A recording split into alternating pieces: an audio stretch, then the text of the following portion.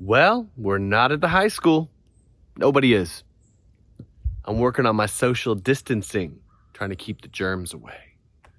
Hey, just because we can't meet and have clubs, just because we can't open the warehouse right now, doesn't mean we can't have the kinds of meaningful talk that really matters. Everybody's talking, but we want to talk about things that matter. You might be the kind of person who's thrilled to have an early spring break. You may be anxious about your grades. You may be freaked out about the virus. I don't know. But let's dig into things a little bit.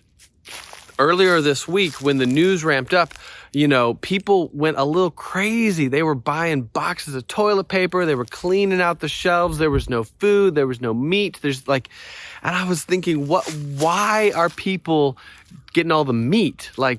This is about a virus, or why are people stocking up on toilet paper? I'm pretty sure it doesn't have that kind of effect on your body.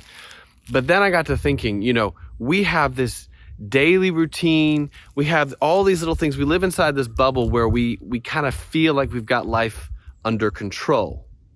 And when something pops that bubble, when something flips our life upside down and we're left scrambling, everybody kind of has the first things they run to try to regain a sense of control, which is a little silly.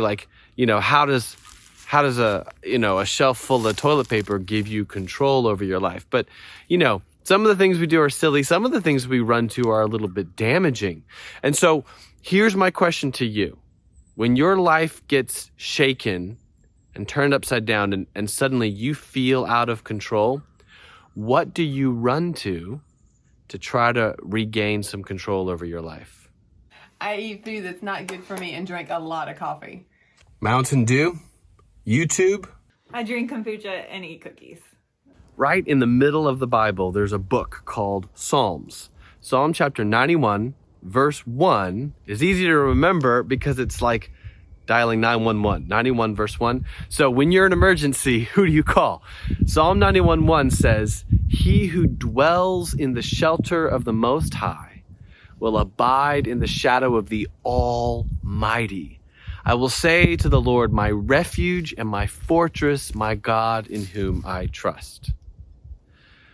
In some ways, when your life is shaken and you feel out of control, in some ways you're seeing things truthfully for the first time.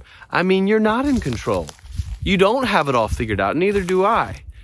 But that doesn't mean it's out of control. It's just out of your control. The world is turning, orbiting the sun. The atmosphere remains glued to the earth. Our heart keeps beating. Who sustains the gravitational pull, the tides, the seasons? Who sustains our life? It's the Lord. So call on him.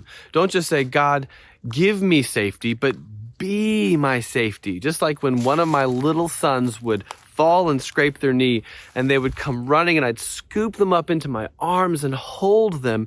It wasn't just that I was comforting them. Who I was a comfort to them. And in a tiny little way, that's a picture of how we are called to trust God.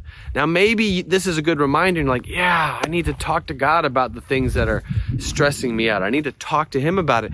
Or maybe you say, I don't want anything to do with the Lord. I feel like, it's just too much work. I feel like he won't accept me. I can't work my way back to him.